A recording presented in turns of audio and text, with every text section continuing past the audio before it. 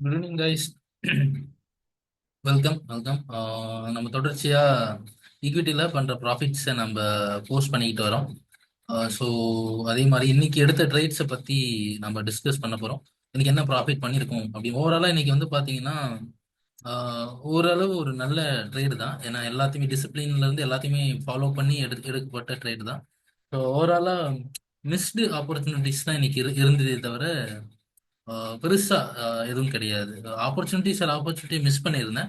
But எடுத்த வரைக்கும் ஒரு நல்ல ட்ரேடு. அந்த ட்ரேட்ஸை பத்தி நம்ம டிஸ்கஸ் பண்ணுவோம்.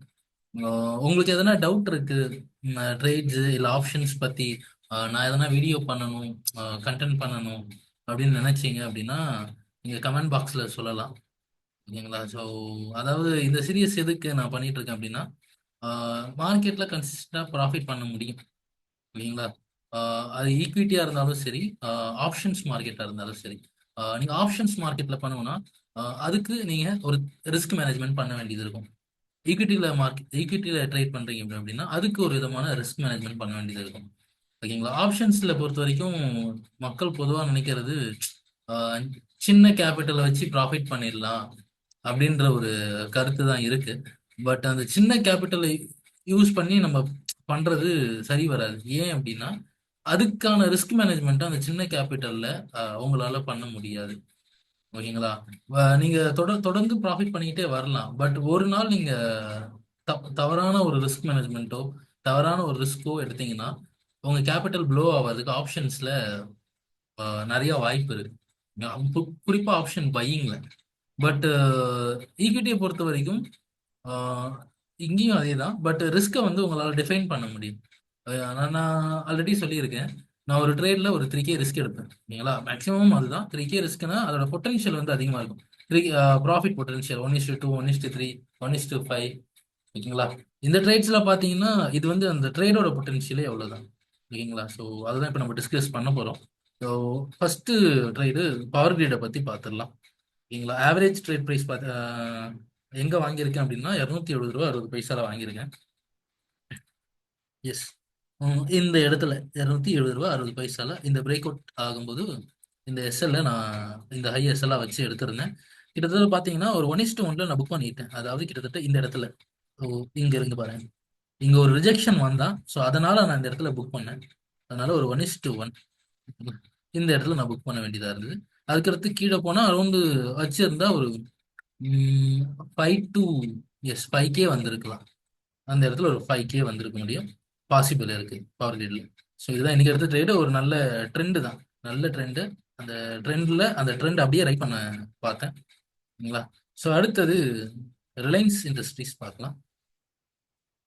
மார்க்கெட் நீங்க நல்ல செல் ஆஃப் தெரிஞ்சுது. ஸோ அதனால நான் எல்லாமே செல் இன்ட்ரீஸ் தான் எடுத்திருந்தேன். நீங்களா மார்க்கெட் அதாவது ஓவராலா நிஃப்டி எந்த பக்கம் போறானோ நம்ம அதோட போறதே சிறந்தது. இங்க பாத்தீங்கன்னா அவன் கிட்டத்தட்ட ஒரு 1:1 கொடுத்துட்டான். நான் இங்க எடுத்து 1:1 கொடுத்துட்டான்.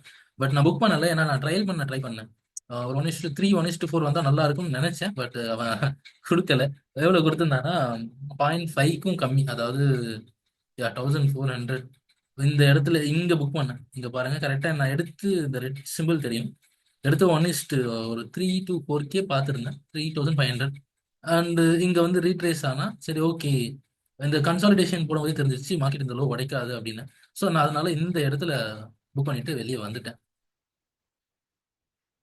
ஓகேங்களா? Strong mind set. ஓகேங்களா? இந்த ட்ரேட்ஸ் எடுக்கிறதுக்கு நமக்கு தேவை வந்து ஒரு ஸ்ட்ராங்கான மைண்ட் செட் தான். ஏன்னா நீங்க ப்ராஃபிட்ஸ்ல ஹோல்ட் பண்ணணும். சின்ன ப்ராஃபிட்ஸ் இல்லாம அதை சரியா ஹோல்ட் பண்றது மூலியமா மட்டும்தான் அதை அக்வேர் பண்ண முடியும். ஸோ நெக்ஸ்ட் ட்ரேட் பார்த்தீங்கன்னா yes LIC housing finance. Same 1:1 தான் நான் புக் பண்ணேன். அதே ரிஜெக்ஷன். இந்த இடத்துல புக் பண்ணிட்டு வந்துட்டேன்.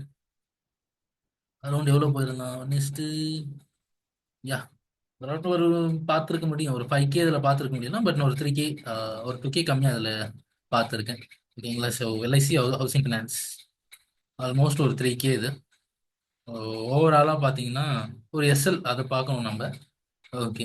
4336 ஒரு நல்ல ட்ரேட் தான். பார்த்து ஒரு ஒரு ட்ரெண்டை பிடிக்கணுங்க. ஒரு ட்ரேட்ஸில் என்ன பெனிஃபிட்னா நீங்க கன்சிஸ்டண்டா அதாவது மார்க்கெட்ல சில ஸ்ட்ராட்டஜிஸ் இருக்கு ப்ராஃபிட் பண்றதுக்கு. ஆஹ் அதாவது என்ன சொல்லுவாங்கன்னா ட்ரெண்டிங், ஒரு ட்ரெண்டிங் ஸ்ட்ராட்டஜின்னு சொல்லுவாங்க. இன்னொன்று பார்த்தீங்கன்னா மீன் ரிவர்ஷன் ஸ்ட்ராட்டஜின்னு சொல்லுவாங்க. மீன் ரிவர்ஷன்னா ஒரு ப்ரைஸ், அதாவது எல்ஐசி, எப்படி எல்ஐசி இருக்குன்னா அதோட ப்ரைஸ் அந்த மீன் பொசிஷனை விட்டு கொஞ்சம் இடைய போகும்போது அதை செல் இல்லை பை பண்ணுவாங்க. இப்போ 20 மூவிங் ஆவரேஜ் அதுதான் வச்சுக்கோங்களேன். அதான் அது மீன் பிளேஸ்னா 20 மூவிங் ஆவரேஜ் இல்லை விவேப் எது ஒன்றாலும் இருக்கலாம். அதை தாண்டி எட்ட போகும்போது மேலே போச்சுன்னா செல்லும், கீழே வந்ததுன்னா பையும் பண்ணுவாங்க. ஸோ இதுதான் மீன் ரிவர்ஷன் சொல்லலாம். இது இது இதை பொறுத்து அந்த பொலிங்கர் பேண்ட் அதை யூஸ் பண்றது எல்லாமே மீன் ரிவர்ஷன் ஸ்ட்ராட்டஜி தான். அப்புறம் மொமெண்டம். ஓகேங்களா? ஸோ நீங்க இது எல்லாத்தையுமே ப்ராப்பர் ரிஸ்க் மேனேஜ்மெண்ட்டோட பண்ணும்போது உங்களால ப்ராஃபிட்ஸை அக்கேர் பண்ண முடியும். நான் மோஸ்டா பார்க்கறது நான் வந்து மீன் ரெவல்யூஷன் யூஸ் பண்ணியிருக்கேன். ஓகேங்களா? So trending and momentum strategy use பண்ணியிருக்கேன். எல்லாமே யூஸ் பண்ணியிருக்கேன். அதில் நான் ஒரு பெஸ்ட்டாக பார்க்கறது என்னன்னா மார்க்கெட் ட்ரெண்ட் ஆகும்போது எடுக்கிறது தான். அதாவது ட்ரெண்டிங், ஒரு ட்ரெண்டை பிடிச்சி ரைட் பண்ணுறது தான் ஒரு பெஸ்ட் ஸ்ட்ராட்டஜி. ஒரு ட்ரெண்டாக இருக்கும், அந்த ட்ரெண்டில் எப்படி ரைட் பண்ணலாம். ஓகேங்களா? ஸோ அதை கற்றுக்கணும். அது அது ஆக்சுவலாக நீங்கள் மார்க்கெட் வந்து 2 மாசத்துலயே கற்றுக்க முடியும். ஓகேங்களா? பட் அந்த சைக்காலஜியை கற்றுக்கிறது தான் உங்களுக்கு பல வருடங்கள் ஆகும். ஓகே, இந்த இடத்துல என்ட்ரி எடுத்துருங்க கரெக்டா. நல்ல நல்ல என்ட்ரி தான். It happens. ஒருவேளை நான் எஸ்எல் போடாம விட்டுருந்தா என்ன ஆயிருக்குன்னு பாருங்க. ஏன், இந்த இந்த கரெக்டா அவ்வளோதான், ஜஸ்ட் ஃபினிஷ். இந்த இடத்துல போட்டிருந்தேன் எஸ்எல். இதுதான் என்ட்ரி. கிட்டத்தட்ட அதே. ஒருவேளை நான் எஸ்எல் போடாம விட்டுருந்தா என்ன ஆகி இருக்கும்.